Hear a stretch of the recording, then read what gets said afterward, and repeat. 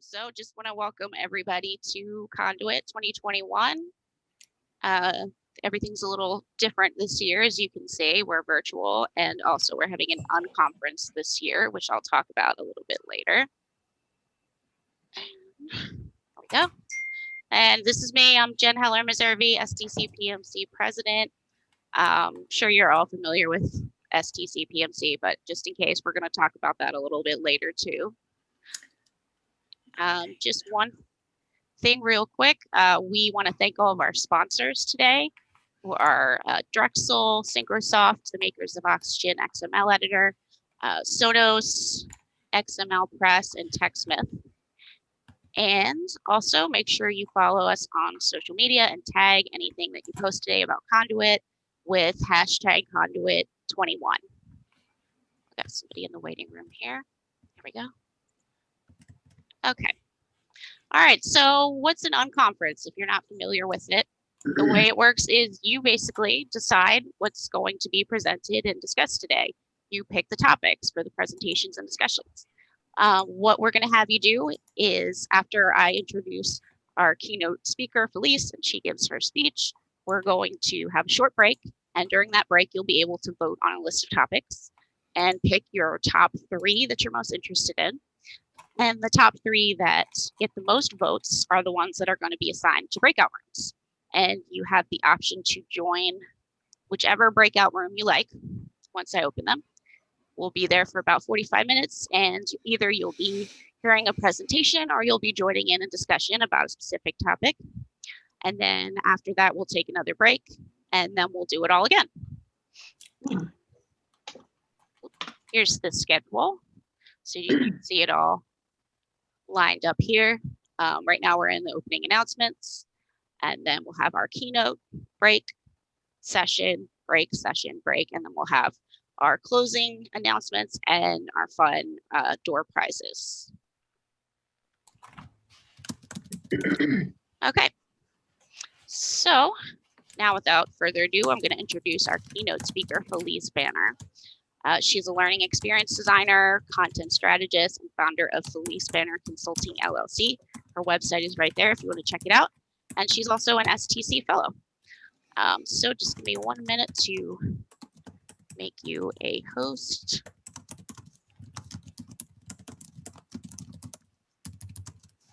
Okay. Thank you. You have the floor. Thank you. Okay. Yes, I want to stop your screen showing. And I'm going to share my screen. So welcome everyone. My name is Felice Banner. Thank you for introducing me. And so I'm getting pop-ups about the waiting room. Are you going to be able to do that, or am I? Yeah, I'm going to let people in the waiting room as they join. So that's. Can you see that? Because I'm getting the. Yeah, I can see it too. Okay, great. So I'll just close that out. So I'm honored to be here today. I wish that it could be in person, and I wish I could give you all a hug. I'm actually 2 weeks out from my vaccine, and I got to hug someone last night. So that was outside of my bubble, which is wonderful. So I know many of you, and many of you know my stories. As I was introduced, I am a learning experience designer. I do a lot of work in the content strategy space. And if you do know me, you know that I may not consider myself to be ordinary. And feel free to chime in. You don't have to mute. This is the unkeynote. That's right. Absolutely unkeynote. So I consider myself to be a digital native. And it seems silly, right? You can tell I'm a little bit older. And I want to talk about this experience and why it matters to me. So you may have heard the term digital native. I'm assuming that you all have. Mark Prensky wrote about this from the perspective of students in education. And what he wrote about was digital immigrants before he wrote about digital natives. And this notion that, you know, there's so much technology and we operate differently than folks did before us. So in this space, right, in this concept of digital natives, digital immigrants, and we are all, are you sure you can you see the waiting room? Because I'm still getting messages. Yeah, actually, you know what? I can't see it anymore. Sorry about that. Okay. I'll just let people in while I'm talking. Yeah, thank you. No problem. I just have to rearrange my screen a little bit so I can see it when they pop up. So actually, yeah, okay. So the idea is that even if we are these digital immigrants, right, not digital natives, that we have some sort of accent. And what that means in this space is think about, like, do you still print things and read them on paper, right? So I do, that's my little accent, but we all have these accents or things that we bring along, whether we're native or not. But I consider myself to be a digital native, even though I was born in 1962. Now, I'm going to say that Ed Marsh might have an idea of where this might be going because we've had conversations about this. Bernard Ashwanden might have some ideas about where this is going. But what I want to do is share these 3 key lessons from my childhood and how they've shaped the way I think about things and the way I get, the way I approach life and my work and all of that. So the 3 lessons are the moon, the net, and the dice. Okay, and we'll start with the first one, the moon. My dad worked on Apollo. And I've had this conversation with a couple of other people whose father worked with my father, some other STC folks through Grumman. My dad worked on the LEM and designed systems to get us to land on the moon. In my household growing up, it wasn't, are we going to get to the moon? Or this is some long shot? Or, is this at all possible? In my house, it was, we're going to the moon. And we're building this to land on the moon. And we will be there. And in this space, what came from this, the lesson that comes from this, was believe that you can. Right? Believe that you can do anything. Believe that you can do this. We were going to the moon. And so the mindset in that space, and yeah, I am so grateful that my father was an inventor, right? Because he'd make shit up all the time. Ooh, I said a bad word. He'd make things up all the time, right? But he believed that he could get things done. And we talk about this concept of failing forward, and I hate those words. It's just failing. So what, right? Failing, doing something, but it's having confidence in this space. So I want you to take a minute and think about your life and the way that you work and how you promote confidence. What do you do? And if you have children, how do you promote confidence in them? If you have a team, how do you promote confidence in your team? So go ahead and share in the chat. I'll take a minute. Okay. And don't be shy. Or just come on and talk.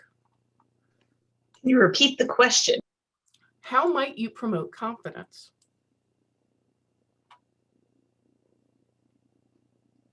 Just try to do it. Okay, this is great. Hey, Felice, can I just talk? This would be easier than typing. Absolutely, Laura. Well, last year when I was campaigning for city council, I was one of the very few people masked up, knocking on doors and social distancing with my Laura Dent for city council sign. And I also have this sign for all the candidates up and down the ticket up to President Biden down to me. And the phrase that I came up with talking to some of the fundraiser was, a little bit of enthusiasm goes a long way to instill the hope and confidence that we can bring about the changes that we need for the nation and the planet. So started with me having fun going to save the planet. That's gorgeous. That's gorgeous. Thank you. And I think this is great because I'd love to have somebody speak after each one of these that I ask. And take a look in the chat. There's some great things in the chat. And I'm just going to pull one out. And it's very meaningful to me. It's resonating very deeply with me. And it's Stephen Jong saying, just saying, I have confidence in you is very powerful. That's a beautiful thing, Steve. Thanks for sharing that. So obviously things that I do build on existing accomplishments, right? What did you do? Oh, that's great. Seeing when somebody needs more guidance, right? And to be able to say that, I'm trying to get back into the chat here. It's jumping around for me, but to say that you know, I have confidence in you, coaching and mentoring, and this notion of saying thank you. Okay, I'm going to talk a little bit more about this thank you. So lesson number 2 in my life, and one of my favorite lessons that I've gained, is about the net. My parents were both ham radio operators, as were my older brothers and sisters. Probably before I could, you know, they were talking in this house, before I could understand language, I had Morse code going on in my head. This entire house was always broadcasting somewhere to something. And what this meant was that my parents were connecting with strangers around the world using technology. What does that mean? Technology facilitates relationships. That's my lesson. This is all about networking. We got to travel around the world and stay with people that my parents talked to. This network and the idea of networking was always a part of my life. I have my ham radio operator's license, my ham radio license. I'm WB2MEW here. So let's think about networking and what networking means for you and how you promote networking.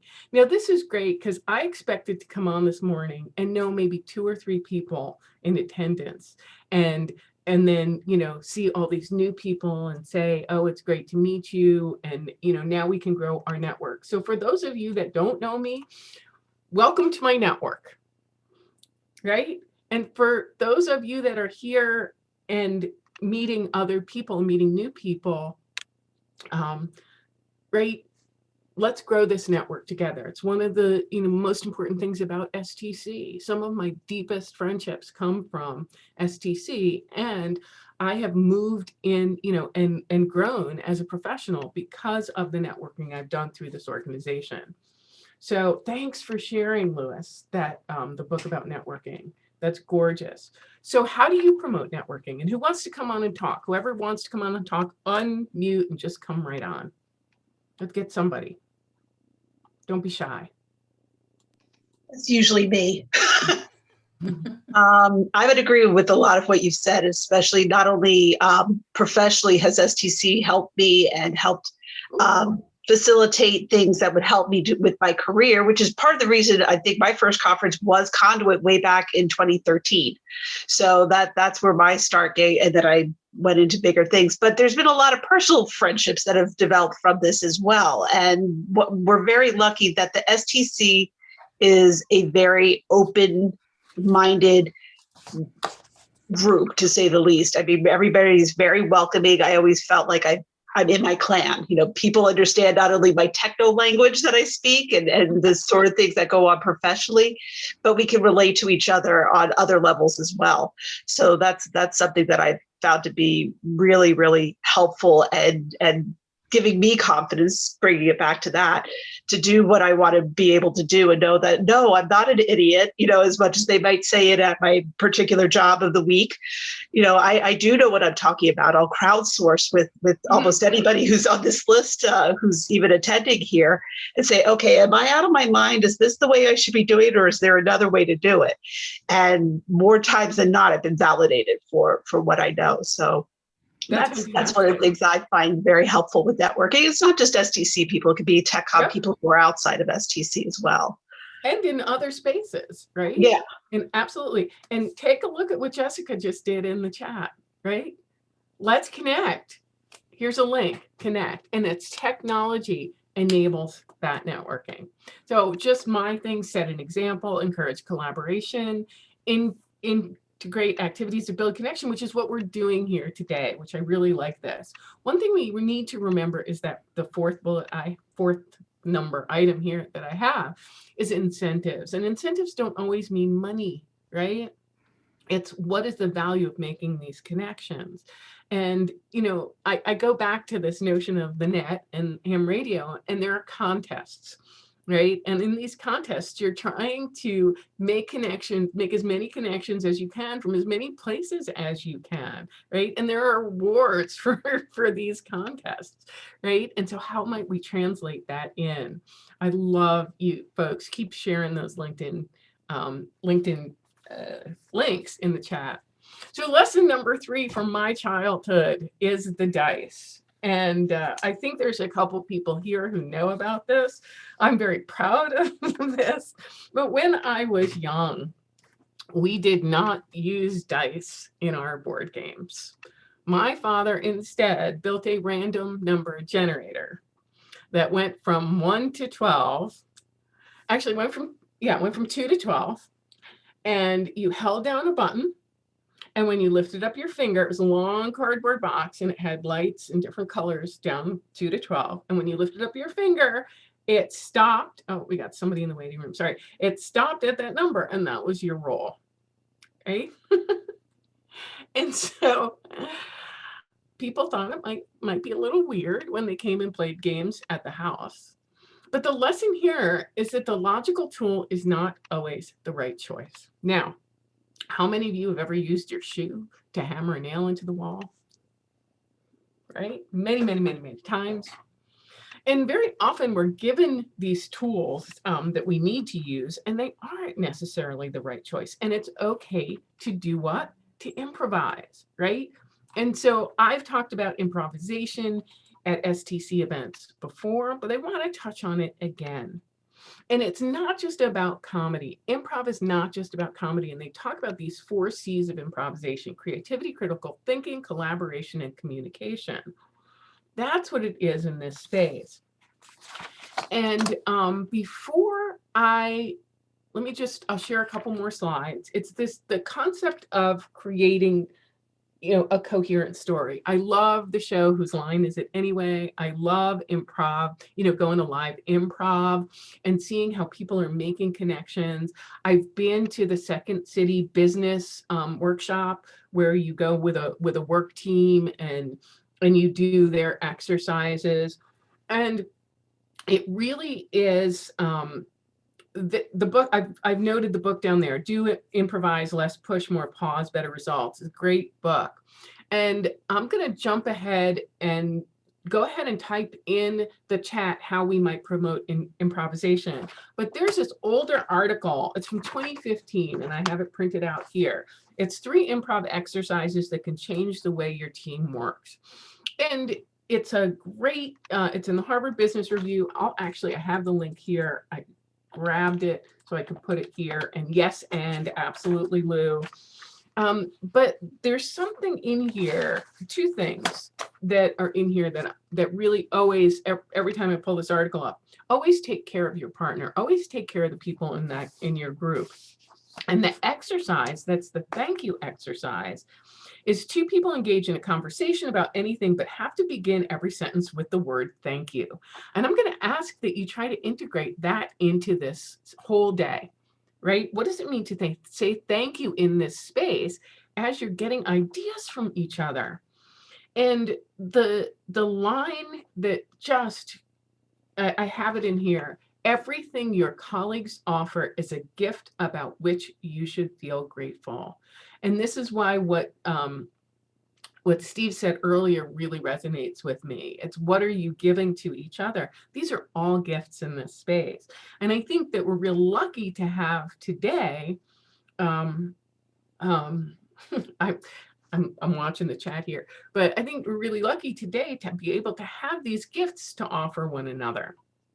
So, and then the yes and that we all get to play with. So these are the 3 lessons that have come through in my lifetime, right?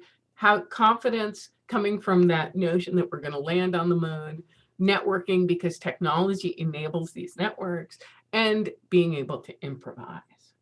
Well, because of the pandemic, because of everything that's going on, we keep hearing these terms, the new normal. Right? For me, my world has always been unpredictable, partly because my parents were nuts, and I'm so grateful that they are. But as someone said last night when we were having a conversation about what I should put in here as I was kind of tweaking this, they said, come on, Felice, your car drives into the water. You're used to being, doing things that are not necessarily normal. Right? And what is unpredictable. And the point being that I do have an Amphi car. My father bought it in 62. We've had 5 of them. I still have one. Everyone can drive their car into the water. I can drive mine back out. But to me, that feeling when the car hits the water and, pops up, from the land onto the water and you're going, if for any of you that have never done this before, the minute this happens, you'd be freaking out. Okay. I don't know life without an amphi car. For me, this is normal. My life has always been unpredictable. My world has always been unpredictable. And I think about, why I don't follow these traditional routes. And I think it's because a lot of strategies and approaches assume that life is predictable. There is that the world and everything around us is predictable. Everything I've touched, the technology, working with people, the learning theories and design systems are all changing constantly, continuously. And I have adapted because of these three things that come from my childhood. So for all of us, right, we know things are always changing. We know that change isn't always easy, right? And then we're at the same time looking for ways to make things better, to change, right? But even me, I'd rather keep doing the same old thing. So this comes back to, and I can't go deep into this, I'm not an expert in this space. I've just started reading about all of this to get a deeper understanding of this concept of repetition compulsion. And it's this desire to return to an earlier state of things. We want what we used to have, and we repeat, right, to get back to that space. So this is from the repetition compulsion, directly from Freud, that we've got these detailed images of our earliest experiences. So I'm fascinated by this now because I'm thinking, well, if my childhood, if my earliest experiences were these things that I remember so vividly about confidence and networking and improvisation, is that where I want to go? And what does change mean for me? And there are no answers to these questions. I just kind of want to share what's going on in my head. Put simply, we seek comfort in the familiar. But going back to my 3 key lessons, right? This moon, the net, the dice, the confidence, networking, improvisation. What I'd like you to think about for a minute and maybe even share 1 or 2. And what I'd love is if you want to raise your hand to talk so that we can, I can sort of sift through. I think if you raise your hand, you come up to the top and I can see who wants to say something. But what lesson from your childhood comes to mind today? Anybody? Felice. Yeah, Jamie. Hi. Hey. Well, the first lesson I thought of was use your powers for the good of all. And meaning I grew up with 2 older brothers, so I was the proverbial daddy's little girl. And so whenever my brothers and I wanted something, I went to go ask dad because he never said no to me. Well, I mean, within reason. I mean, if we wanted ice cream cones, of course he would say yes. But if I wanted $1 million, of course he would say no. But I learned that working together, I was able to get my brothers and me something that we all wanted. That's fantastic. Anyone else? Go, Barry. Always give a task to the busiest person. That was my mom's secret. It's like somebody's busy, they have momentum, you can get a lot done. People are like, it's busy. And it's like, hey, once you get momentum, you can get anything done. Oh, I love that. I love that. Anyone else? Don't make me call on you. Karen Levine, come on. There must be something. Thinking. I'll say something. I was having trouble unmuting. Okay, go ahead. I've actually had the same experience as Barry, not from my mother, but from an old boss. But so yeah, that's the only thing I can really think of. Excellent. Say. Vicki Dill.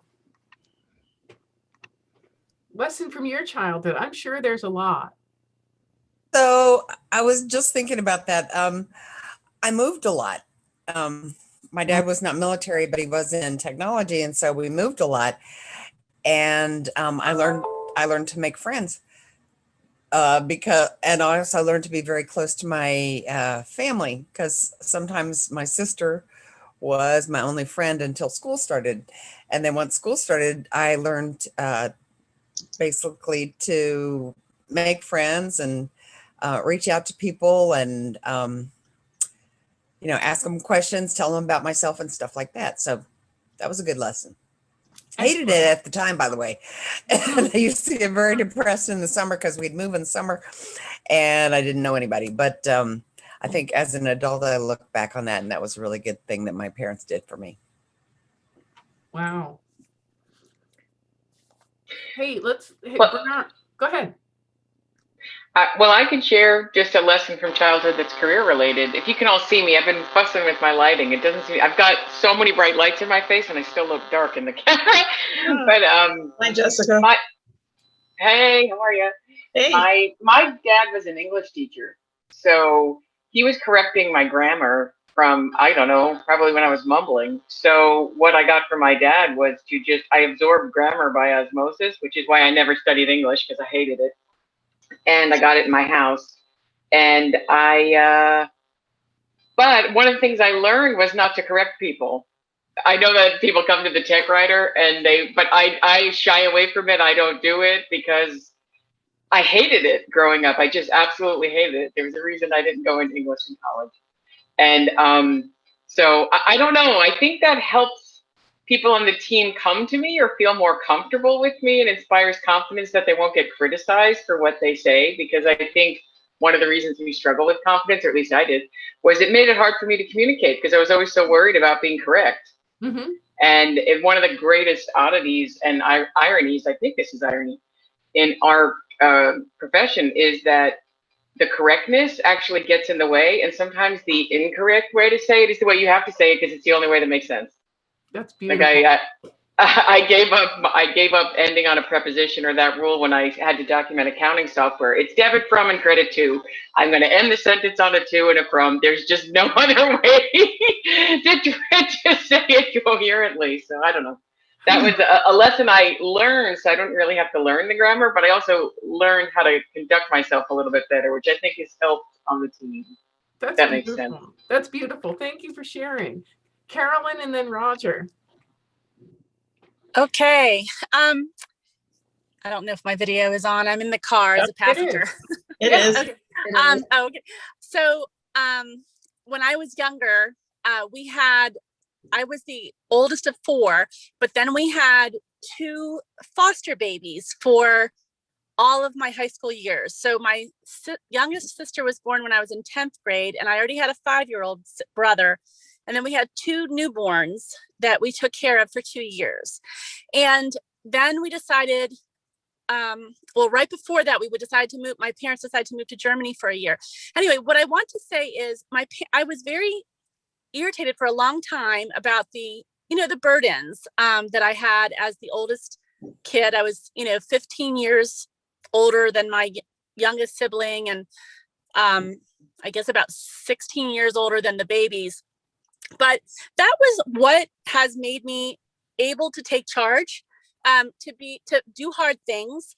If I didn't have parental support, I wanted to get a license. They needed me to get a license. I had to find a neighbor to take me to the lessons. I had to do something because I could not rely on them. And it wasn't that they weren't good people. They were like incredibly good people, but they really needed me in another capacity. And so now I look back on that, like it took me a while to stop being angry, but honestly, that was like the best gift. And living in Germany, no one spoke English around me at that time. There was not an American school near us. I had to take 10 classes in German. It was very hard. I mean, I had a little German under my belt, but I wasn't fluent yet. And I had to do 10th grade. And then I had to come back in 11th grade with all the babies and do 10th grade again. So I just want to say that like all of these things like hardened me like a knife. Like, I mean, I might not come across as like a hard person, but like there's something in me that is like flint, and I can basically do anything. Like nothing really worries me that much. And I know that the devil's in the details sometimes, and that really, you know, it will really make a big difference if there's food in the house. It'll really make a big difference if the laundry gets done, you know, things like that. Those are the things that I learned that were gifts now. And I tell my mother that all the time. I'm like, Mom, sorry about the hard time I gave you and being angry, but boy, this helped me my entire life. Thank you so much. Thank you. You're welcome. And Roger, you got about 2 minutes. So okay, mine will be quick. So if you know about being a backseat driver, you know, as an only child, you know, we do road trips, and my dad would give me the map because, you know, you got to do something if you're going to be sitting in a car for hours upon hours. And what's really nice though is that going through that map, sometimes my dad would ask me, it's like, you know, where are we going? Which road are we on? And which turns we need to go on? And what really was nice about that is looking at it from where we were at, finding out where we're at, because who knows, we could be anywhere. And then matching where we're at to where we need to go. And then look at all those steps in between. It's like, okay, we got to turn left on this interstate. We got to go north on this state road.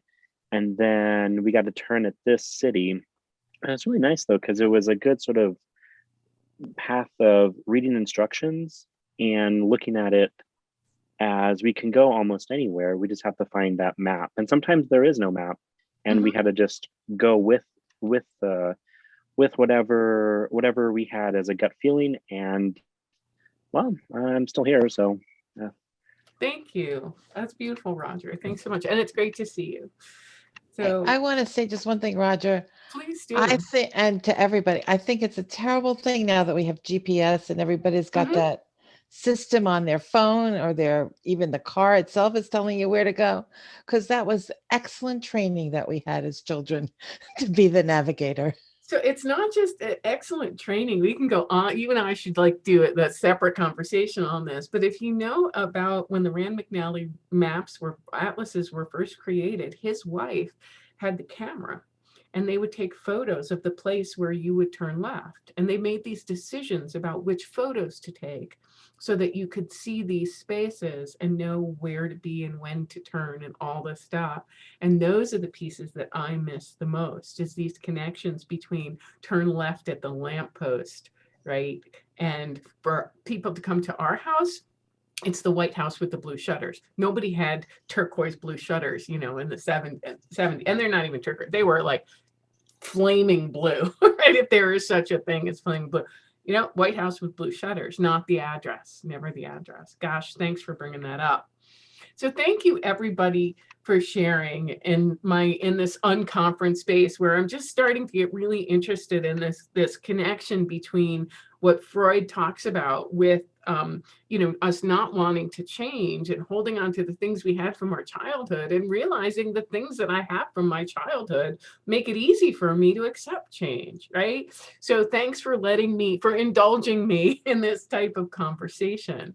And as you go through today, right, unconferences are really interesting and really fun. And we make a commitment in this space, right? We make a commitment to choose topics, to share ideas.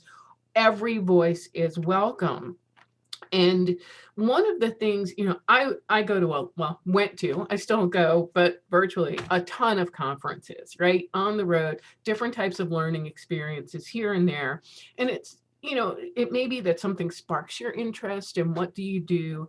And a good friend of mine, my friend Steve Dahlberg, taught me to take these 3 perspectives. Whenever I go to a conference, I bring this with me, and I have this actual sheet of paper that I take, but I'm just going to share it with you here and challenge you that as you go forward throughout the rest of the day, to take this attitude of what, so what, and now what. And in this what space, it's like, okay, what did somebody just say? Oh, what are we really talking about? Do I know everything around this topic? Are we talking about something that's, you know, deeper or here? So what? Why does it matter to me? Why did I get so excited when, you know, Steve posted what he posted in the chat? And then how can I think about that and where can I take it? What's the meaning of this? And what am I missing? Like, did I miss something? And then now what? And this is the most important thing. So as you're going through the rest of your day here together, right? I really challenge you to think about, what does this mean now, to in a way that might shape or change what I'm doing going forward. Now what? What might happen if I do something tomorrow, next week, next month, next year, 5, 10 years from now? So I just wanted to share this with you so that you can take an approach of, as you're in this space, what, so what, and now what? And just thank you for listening to me tell my unconference story here, and hopefully inspire you all to, take a look at what's in you, what's in there, that gets you going and has you supported. No tech com, no single sourcing, no data, no XML, none of that stuff. And that's, I think what you're saying at the end here is the whole idea behind why we created the whole idea of the unconference, and what we're trying to promote. So your talk is exactly what we're setting us up for, the right mentality, because the whole idea behind this is that we're going to be doing something where in some cases you have presentations, in some cases you might have, like, let's start a discussion about this, and the whole idea of networking and crowdsourcing and helping each other out. I know there's different conferences I've been to. I remember Carolyn Klinger and I being at one that Liz Fraley ran. And I remember Carolyn coming up to me and saying, "Oh, well, you seem to know something about such and such. We should talk at some point, or what are your ideas on this?" It really opens up a lot of doors that way. And I have to say, I felt like, wow, I actually know something. That's cool, because Carolyn's been doing this a lot longer than me. But at the same time, there's things I learned from her and from other people that were at this unconference. And that was what kind of inspired this. Instead of being one person who's the authority on it, we're all authorities, and we've got somebody who might know a little bit more, who's willing to share and crowdsource, discussions, and let's kind of collaborate on all this. So, excellent talk and getting us all set for that. Great approach. Yeah. Great approach. Thanks a lot, Felice. Thank you. So in just a moment, we're going to take our first break, but right now, I'm sure most of you are familiar with stc-pmc, but for anyone who's not, I just want to give like a brief overview of who we are. STC, the Society for Technical Communication, is a professional organization for technical communicators. This is just a small list of all of the different people that includes. Everyone from technical writers, content developers, graphic artists, and web designers, anyone who communicates technology, information about technology, or through technology. And the Philadelphia Metro chapter includes not just Philadelphia, but southeastern Pennsylvania, South Jersey, and Delaware. And you've probably seen this graphic if you've been to any of my other events, but this is just a few of the different neighborhoods that are included. Not an exhaustive list, but quite a few you might recognize. And we're all over the place, and we have a lot of people from 3 different states. All right, so we're going to talk a little bit about our accomplishments this year. First off, awards. We get to honor you last year, so Thanks, Jen. Yeah. That's a surprise. Yeah, Karen was named Associate Fellow in 2020. And yeah, we didn't get to honor her at any kind of event yet. So just wanted to announce that an Associate Fellow is a senior member who has been formally recognized for having attained distinction in the field of technical communication. And then we have our Distinguished Community Service Award winner, Danielle. The DCSA recognizes hard work and commitment of STC's community leaders. Yes, congrats, Danielle. She was awarded this in recognition of her exemplary efforts to revitalize the Philadelphia Metro chapter and continuing contributions to chapter activities. And we really appreciate all of that. You're welcome.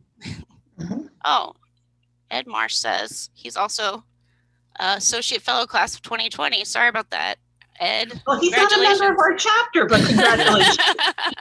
Okay, congrats, Ed. Okay, well, congratulations.